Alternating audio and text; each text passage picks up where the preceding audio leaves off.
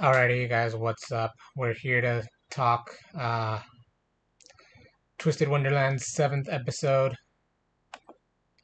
Yeah, so episode 7 was titled A Duel Ill-Advised, which shares its title, name, whatever you want to call it, with with chapter 21 of book 1 in the game. And as we've been going over the past couple videos, book 1 in the game is called The Rose Red Tyrant. As always, we have the episode recap pretty much right at the beginning before we get into the actual opening theme. So it pretty much just covers the start and end of the duel, which canonically lasts about 5 seconds,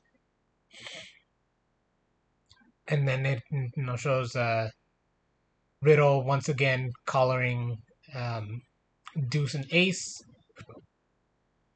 Then after that, we have them go into the opening theme, which, as we know by now, is Piece of My World.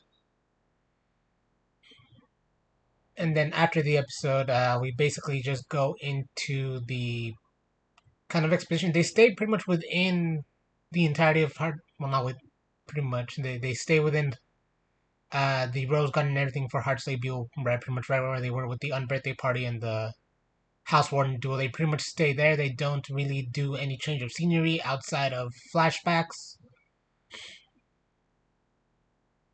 So we do get a little exposition because, as we see bit by bit throughout the episode and through the past couple episodes, we do have Riddle further and further going into the overblock phase. So as we see here in the video format, there's a couple pictures. We try to change it up, but we keep the far right and far left ones the same. We kept Chenya from last week since he was also part of this episode. Mostly through flashbacks, he wasn't physically there. But we added Trey just because he played a bit more of a role for this episode, and then because we did actually get the Overblot, the appearance of Overblot Riddle as well as the Phantom from the Overblot. We added those two pictures as well. Top left within the screen square of that has the pictures outside of the anime poster, and then bottom left as well with him. But we'll get there as we go through some of the description from what happened from today's episode. But anyway, so as we get a bit more exposition on the stuff, Crowley does chime in by saying that the strength of someone's magic is, he uses the word incumbent, but for note purposes, I just use based. That is based off the strength of one's imagination and like visualization. Like the more easily and clearly you can visualize the spell and the target and its effect and whatnot, that the spell is that much more effective, and you're able to set it off more rapidly and make it stronger. And canonically, as far as we've seen in game and stuff, Riddle is extremely skilled when it comes to being able to use a lot of magic in rapid succession. Then we do have a slight quote from Riddle that seemed interesting, given that they go into the kind of the trauma that was his upbringing via the overbearing and strict mother. But his line that he said was, "Rule breakers and renegades will never know success," which not necessarily always true in life, but it was an interesting line that does kind of very much go into how he is as a person, his like general thoughts and feelings on the world. And after that, we do have some of the predictions I had from last video coming true. We have, obviously, there's no way they were going to leave it out, so I was just glad to actually see that I ended up being correct on it. But we do have, after being insulted multiple times, so it was kind of necessary, not necessary. What's the word? Deserved. There we go. although it was somewhat deserved, we do have Ace throwing a punch at Riddle, which even then would further cement the fact that they would have lost the House Warden title duel because, as Crowley also mentioned in the last episode and in the game as well, it is mentioned that the duels themselves are fought using only magic. Any sort of physical attack or non-magical attack doesn't necessarily have to be like you physically hitting someone, but like say throwing something at someone. Any non-magical attack would basically disqualify them from the challenge, so they would have ended up losing. And as we get into more of the stuff that's happening, we get from this point we kind of get mostly flashbacks as we go back to when Trey, Chenya, and Riddle are kids. We get to see them playing together, back and forth. So at first it pretty much just starts with Riddle doing his homework, or I don't know if homework specifically, but doing like his studies and stuff while his mother's there. And then in a different flashback at the same time, we get to see that not Riddle, Trey and Chenya managed to convince Riddle to come out to play with them. So you see them play football, you see them climb a tree, you see them running around, and we do get a not a full good look, but we do get a pretty decent look at its stock and everything. But we do get to see patisserie Clover, which is the Clover family's, i.e., Trey's family bakery. So they own. Not too sure what the difference, if there is any at all, between a patisserie and a bakery. They seem like they're more or less the same thing. Although the implication of patisserie would, I assume, is more specializing in like sweets, whereas a bakery can have stuff like just regular bread as well.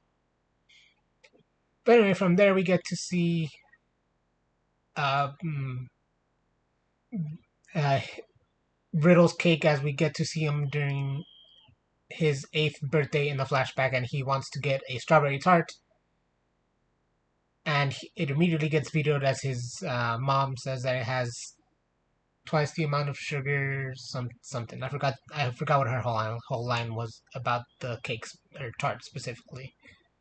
And as we see his 8th birthday, we do get to see that she had him a low glycemic cake as it was used. And we get to see more and more overblot as stuff just kind of continues to spiral, and as things kind of slowly reach their boiling point, we get to see that an egg is thrown at Riddle, which also happens in game, and I assume in the manga as well. But as this happens, it further upsets Riddle, and the students kind of start rising up as they stand up to Riddle. We get to see more stuff being thrown. We saw an egg, we see a book being thrown, we see what looked like not silverware. I guess it's kind of silverware, like dishware. So we get to see like kind of like a tea saucer, a plate. We see a bunch of, well, not a bunch, yeah, a good amount of stuff. We see stuff getting thrown at Riddle from various people. We don't get to see exactly who throws. It's just, well, we get to see some people that throw the stuff, but it's pretty much just no one with a name, really. It's just, miscellaneous students of heartslabyul. And as this goes on, we get to see you can kind of not come out in defense of Riddle per se, but his more in the sense of like, no, this was a duel. It was fought honorably. So how can you like do this? I understand being angry or upset by the result and all that, and wanting things to change, but the thing was fought honorably. So to do this is dishonorable type deal. That's kind of what we had. So you can pretty much slightly coming to the defense of Riddle while also kind of chastising some of the heartslabyul students as things just continue to get further out of hand.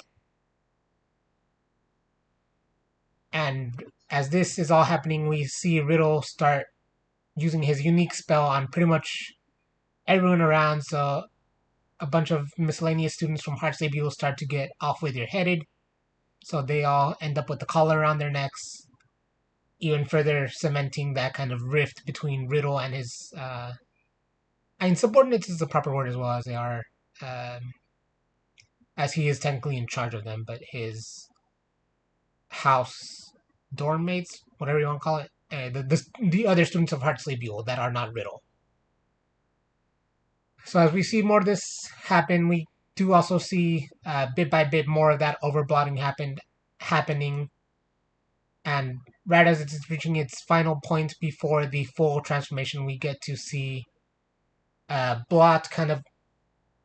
It's not necessarily clear where the blot itself specifically comes from. Like obviously, it's in the Mage Stone and absorbed by the Mage Stone, but then it's also within their body because their body produces blot as they keep using magic, so it's within your body to whatever extent as well. But anyway, we get to see slight uh, horror elements as the blot starts to kind of cover Riddle's the top of his head and like part of his face as it streams down, similar to how blood would seem in like slightly more gory scenes like that. And as things kind of reach that point of no return, we do get to see another specific scene that I thought was going to be part from that was going to be in the last episode that ended up just being used for this one. So another slight prediction that was correct on, which wasn't necessarily in the sense of now I'm worried they're not going to have it. It was more so just this last episode didn't allow for with the timing, so it made sense they would save it for the other episode as they kind of ramped up with the episodes, going from the earlier episodes, how many chapters they covered. Now this time they only covered like 3, so this next episode will cover like the last of them.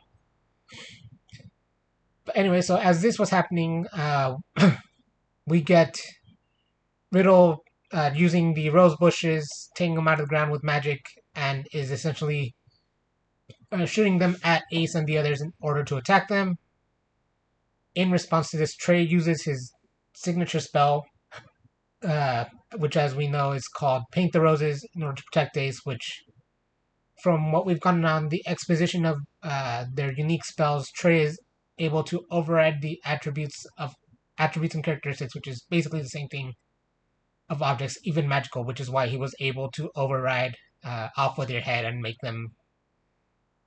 He basically frees you, Deuce, Ace, and Grim from the collars, so we see them. Obviously, everyone else had started to run by this point, so it's just them. He hadn't yet collared Trey and Cater, so that's why Trey was able to jump in and protect them. And in more, this is where that flashback of them playing is slightly more relevant because we throughout this and with the game dialogue as well, Ace mentions to Riddle, not mentions, it's not necessarily in passing, it's more or less in a, I mean, I guess it is insulting, but it's more or less in the sense of trying to snap him out of it, see the error of his ways type deal. He was saying, you've been here a whole year and you don't have or haven't made friends to the point that there's someone who can step in and tell you off when you're being wrong and doing things the wrong way. So that again further cements and sends Riddle into a spiral of the idea was that his mother really emphasized his success and everything. So for people to be like, "Oh, you're wrong. You're not doing things properly. You're making a mess of things." It adds to his negativity about the things going on. And as we get into the flashback, so we get to see them playing. That's where we get to see them play soccer, climb a tree, run around, and we get that look at patisserie Clover. And we get to see a young Riddle trying a strawberry tart for the first time. And one of Chenya's lines that was, I don't know if to say significant, but they were saying that because they were trying to convince him to study. His mother had told Riddle to study as it was his kind of independent hour, so to speak. And they convinced him to come out and play with them. And Chenya's line was that he's like, "Oh, my grandfather said that playing is the best way to study," and it's no clear. it's not clear by any means how many generations have passed since, like the stuff with the Great Seven. So the odds of Chenya's grandfather being the Cheshire Cat, while possible, are most likely small because A, we don't know how long they live for. We know they're roughly, about, within the ages of 16 to 20, being they're in a, high school, college environment. But we have no clue on any of Chenya's family that I'm aware of right now, actually. Alright, so while this is going on, we get to see a slightly more horror adjacent element of thing. We get to see the overblot transformation. So we get to see the Mage Stone, Riddle's Mage Stone, being fully overblotted, and that leads to its transformation, which we see here in the bottom left and top left of the main part of the screen with the images. So that's top left. He gets kind of like he gets a dress. He gets like a headpiece. He gets like the little eye cover thing, not an eye patch, but it's like kind of like fiery and stuff. We see a good amount of lace in parts of it as well. It's actually a pretty cool outfit, as most of the overblots are. I don't think there was like a single one that I didn't like. There was ones I liked more for sure, but given that the fact Riddles is the first we see, I do feel like it ranks a little higher than it normally would for me, as it was the first one we were introduced to in game. But with the stuff with Book 7 in the game happening, we're gonna get the overblock cards later on as showcases. So we're gonna pull for, honestly, probably most of them, if not all of them, actually. But what we were getting at is as the main overblock transformation and everything happens right before the episode ends, we do also get to see the appearance of the overblot phantom. So as we've seen that top left image, it is the kind of the physical manifestation of all the negative emotions and the overblot that is and the blot that has been absorbed by the Mage Stone. Once it reaches its limit and breaks, and that's kind of what causes the overblot, since the Mage Stone helps to absorb and store the blot that is made by people using magic. And we do get a little more um, exposition on the magic system and blot system within the world. So Crowley explains that magic leaves behind residual negative energy, which they know as blot. The Mage Stone absorbs the blot, and overblotting is caused by repeatedly using magic to the point where the Mage Stone can't absorb it anymore, and it leads to a loss of control of one's powers and emotions. And if things are left unchecked and everything happens to its worst extent, it can lead to the mage in question losing their powers and or even losing their life. So, and then this is basically where the episode ends. We have them kind of splitting up to the extent of Crowley going to in theory like usher the students out, which to the most part he does. While when things need to be done, he does things for the most part. But yeah, so we have Trey, Cater. I think Cater essentially leaves to help with the evacuation, probably too, if I remember right. But we have Trey, Deuce, Ace, Grim, and you can stay behind with Riddle. And that's pretty much where the episode ends. We get the Obedience outro song, and then we get the little chibi theater, this time for the most part featuring Idia and Ortho, and we see Grim in images. So he's part of it, but he's not there as like a primary and or speaking role at all. So we get to see it in more of a TV format, like kind of like 8-bit format, cartoony, old retro gaming style format rather than the straight up chibi paper doll theater that we've gotten used to over the past couple episodes.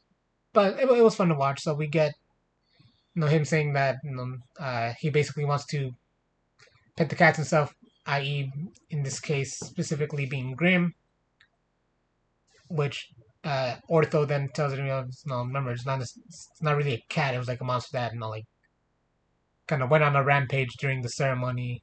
And he's like, all right, fine, I want to hug the monster cat then. And then we have Ortho saying Idia should go to a cat cafe, and Idia being the loner shun that he is, which nothing wrong with it per se. That's definitely just his character. Not saying it in a negative fashion whatsoever. We hear him drop this gem of a line. He's like, "I need floof, all the floof." And as they collect the stuff, and like he makes a prototype model, we have the what is dubbed as the Super Type Zero Electromagnetic Fluff Puff Beta. And then he's like, doesn't feel as what he expected it to be. So that was just kind of a simple one-off for their chibi theater. They might do another one with like that TV retro 8-bit format potentially down the line. But that was all. It was, and granted, none of the ones have really had anything to do with the stuff within the episodes per se. But this is the first time we get to see Idia outside of his tablet, actually, if I remember right, because he was in the tablet ceremony, and we see him in the opening theme. But as far as like specifically in the game, I want to say this is the first one, unless he was just also in the cafeteria, which I don't recall, but I don't think so.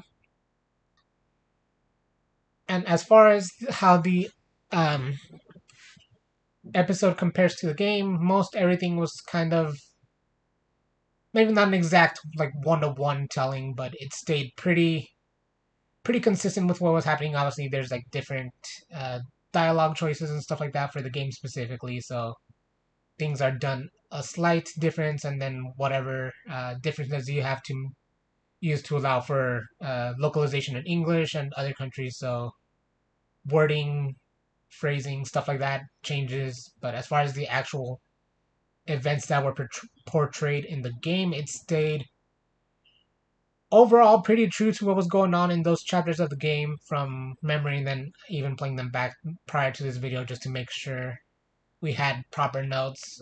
As far as this episode was concerned, though, there was no involvement of any twist tunes.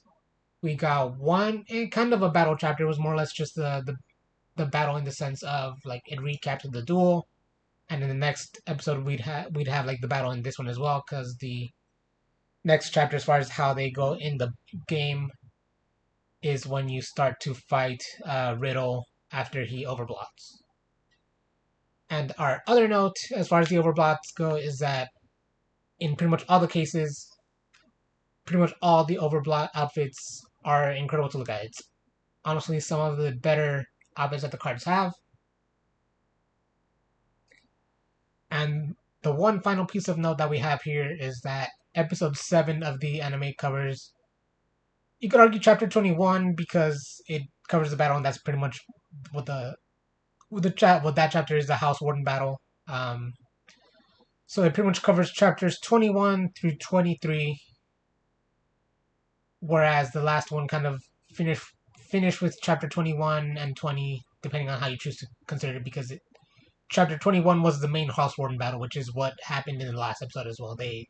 You got to see them lose right away within that episode, and then it just got recapped in this one. So, but anyway, so technically chapters 21 through 23 were what were used for episode 7, and we have episode 8 dropping next week, the last episode of season 1. So it will give us the last, I guess technically 5 chapters of the Red Rose Tyrant book of the game, and the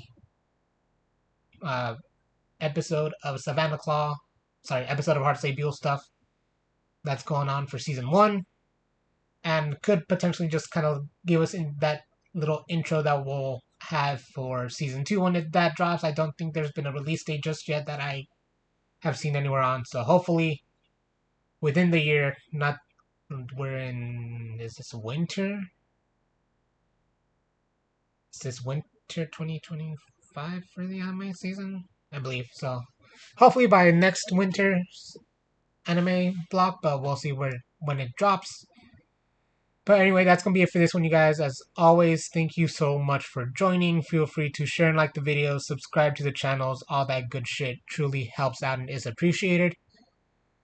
We'll get caught up on things. We'll do one more video for the individual episodes, and then later on, once all the episodes are out and everything, we get to rewatch them and stuff, we'll do one, preferably not as long. I'm not super good on doing super long content. Usually by accident is when it happens, like with the event chapters, like events and stuff like that. I'll end up doing something either super short or super long by accident, just by virtue of not knowing how many chapters are in things. But anyway, so we'll have the last 5 chapters within episode 8, and we'll keep trying to push out content as we go, find out more things for season 2. We'll try and think of other ideas to do for more content as well. So if you guys have any suggestions, thoughts, anything like that, definitely feel free to drop them on the main thing where they get posted, and just keep an eye out for future content. But it's going to be it for this one, you guys. As always, thank you so much for everything. We'll catch you on the next one. Signing off. Peace out.